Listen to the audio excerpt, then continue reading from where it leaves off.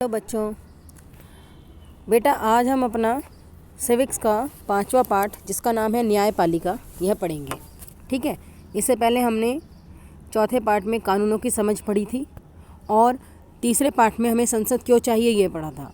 यानी कि पहले हमने पढ़ा कि संसद में किस तरह से कानून बनाए जाते हैं हमारे लिए।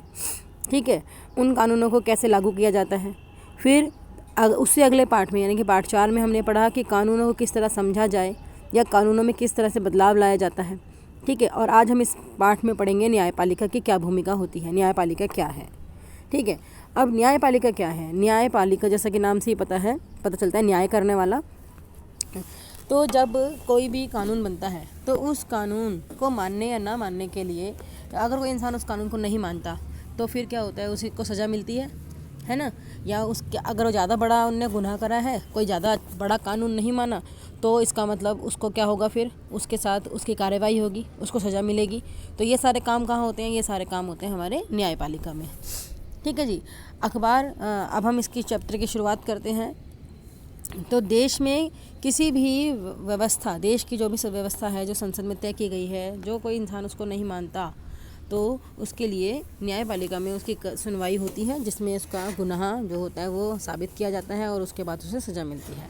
इस तरह से सरकार द्वारा जो भी कानून बनाए जाते हैं उनको लागू करने का काम जो होता है वो कार्यपालिका का होता है, और अगर कोई उस कानून को नहीं मानता तो उसके लिए कार्रवाई करने का काम न्यायपालिका का होता है। हमारी सरकार मुख्य तीन भागों में बटी होती है, जिसमें एक है विधायिका, एक है कार्यपालिका और तीसरा है न्यायपालिका। विधायिका जो कानून बनाने का काम करती है, कार्यपालिका जो कानून को लागू करने का काम करती है, और न्यायपालिका जो कि अगर कोई कानून नहीं मानता तो उसको क्या सज़ा दी जानी चाहिए, क्या छूटें मिलनी चाहिए, उसके साथ किस तरह का व्यवहार होना चाहिए, ये सब काम न्यायपालिका के होते हैं। तो आज हम इस पाठ में न्यायपालिका के बारे में पढ़ेंगे। अखबार पर नज़र डालते ही आपको देश भर की अदालतों द्वारा किए जा रहे कामों की झलक देखने को मिलती है। हम आए दिन जब भी अखबार उठाते हैं, आज सुप्रीम कोर्ट ने ये कहा, आज हाई कोर्ट ने ये कहा। इसका मतलब हमारे जो देश के न्यायपालिकाएं हैं उसमें बहुत सारे केसेस चल रहे हैं और रोज़ाना किसी न किसी केस का फैसला होता है। इसलिए अखबार में कोई ना कोई खबर न्यायपालिका को लेकर छपी ही होती है। न्यायपालिका की क्या भूमिका है। अदालतें बहुत सारे मुद्दों पर फैसला सुनाती है। वे यह तय कर सकती हैं कि शिक्षकों को विद्यार्थियों की पिटाई नहीं करनी चाहिए। वे राज्यों के बीच नदियों के पानी के बंटवारे पर फैसला दे सकती हैं। कहने का मतलब अगर एक दो राज्यों से नदी बह रही है तो वो यह भी कह सकते हैं कि किस राज्य को नदी का कितना पानी मिलना चाहिए और कितना नहीं, या किस राज्य को मिलना चाहिए, किसको नहीं मिलना चाहिए। वे किसी अपराध के लिए लोगों को सज़ा दे सकती है। न्यायपालिका के कामों को मोटे तौर पर निम्नलिखित भागों में बांटा जा सकता है।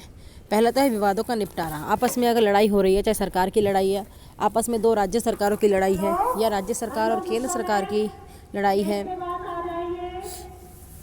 राज्य सरकार या केंद्र सरकार की लड़ाई है, या आपस में लोगों की लड़ाइयाँ हैं, उन सब का निपटारा करना, उन सब के विवादों का हल करने का काम न्यायपालिका का ही होता है। दूसरा पॉइंट है न्यायिक समीक्षा। संविधान की व्याख्या का अधिकार मुख्य रूप से न्यायपालिका के पास ही होता है। कहने का मतलब जो भी हमारे कानून बने हैं उन सबको लोगों तक पहुंचाना, उसकी व्याख्या करना। कहने का कि अगर किसी ने कोई कानून तोड़ा है तो उसको उस कानून की समझ देना, उसको बताना कि तुमने ऐसा करा है इसलिए तुम्हें सज़ा मिल रही है। ये संविधान की व्याख्या करने का अधिकार न्यायपालिका के पास है। इस नाते यदि न्यायपालिका को ऐसा लगता है कि संसद द्वारा पारित किया गया कोई कानून संविधान के आधारभूत ढांचे का उल्लंघन करता है तो वह उस कानून को रद्द कर सकती है। इसे न्याय समीक्षा कहा जाता है। कहने का मतलब अगर सरकार ने संसद में बैठकर कोई ऐसा कानून बना दिया जो कि हमारे संविधान के किसी भी बात का उल्लंघन करता है या संविधान के अनुसार नहीं है, तो न्यायपालिका को यह अधिकार होता है कि वह उस कानून को ना माने, उस कानून को रद्द कर दे। ठीक है। यानी कि न्यायपालिका सर्वोच्च हो गया, सबसे ऊपर हो गए।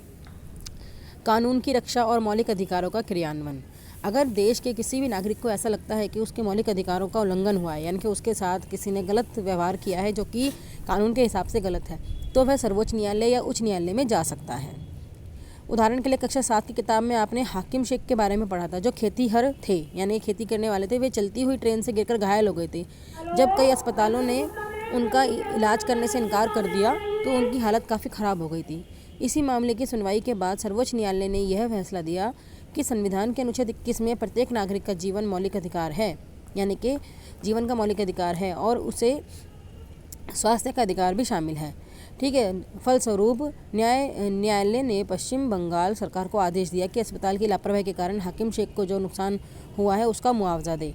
सरकार को यह आदेश भी दिया गया कि वह प्राथमिक स्वास्थ्य व्यवस्था की रूपरेखा तैयार करे और उसमें आपात स्थितियों में रोगियों के इलाज पर विशेष ध्यान दिया जाए। कहने का मतलब, जब हमने ये चैप्टर पढ़ा था पहले 7वीं क्लास में आपने पढ़ा होगा, तो उसमें ये था हाकिम शेख जो था वो ट्रेन से गिर गया था, उसका हाथ कट गया था और बड़े बड़े हॉस्पिटलों ने उसका इलाज करने से मना कर दिया था क्योंकि वो अमीर हॉस्पिटल थे और वो गरीब था। तो सर्वोच्च न्यायालय ने कहा कि ये गलतियाँ सरकार की हैं। हर इंसान को जीवन जीने का अधिकार है, वो उसका मौलिक अधिकार है और उसको स्वस्थ रहने का भी अधिकार है। ऐसे ही अगर किसी के साथ अचानक कोई दुर्घटना घट जाए, आपातकालीन स्थिति हो, तो कोई भी अस्पताल उसे एडमिट करने से, उसको फर्स्ट एड देने से, यानी कि पहली जो चिकित्सा है वो देने से मना नहीं कर सकता। और अगर ऐसा किया जाएगा तो फिर उसके खिलाफ एक्शन लिया जाएगा। तो फिर सर्वोच्च न्यायालय ने पश्चिम बंगाल सरकार को यह बताया कि अब हाकिम शेख का पूरा इलाज भी आप कराओगे और उसको मुआवजा भी दोगे। ठीक है। इस तरह से जो सरकार है उसने अपना भूमिका निभाई और अगर किसी व्यक्ति के मौलिक अधिकारों का उल्लंघन होता है तो सरकार उसका पूरा साथ देता है। अब स्वतंत्र न्यायपालिका क्या होती है? स्वतंत्र न्यायपालिका का मतलब है, स्वतंत्र का मतलब फ्री है ना, न्यायपालिका का जो न्याय करने वाले हैं। इसका मतलब न्यायपालिका में जो भी जज बैठे होते हैं वो कभी भी किसी भी व्यक्ति के बारे में या किसी सरकार के बारे में नहीं सोचते। वो सच बात को देखकर खुद अपना निर्णय लेते हैं। जो उन्हें सच बात सामने आती है सबूतों के आधार पर, उस पर निर्णय लेते हैं। वो ये नहीं देखते कि सामने प्रधानमंत्री खड़ा है, राष्ट्रपति खड़ा है या कोई पुलिस वाला खड़ा है, वो ये चीज़ नहीं देखते। वो ये देखते हैं कि सच क्या है। ठीक है।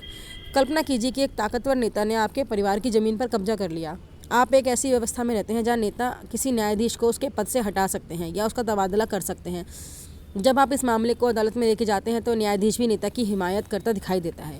अब यहाँ पे ये बोला गया है कि अगर मान लो कोई ऐसी जगह है जहाँ पर जो नेता होते हैं वही जजों को की नियुक्ति करते हैं, यानी कि जज कौन बनेगा ये नेता तय करते हैं। अब किसी नेता ने हमारे साथ कुछ गलत व्यवहार कर दिया, हमारा घर हड़प लिया,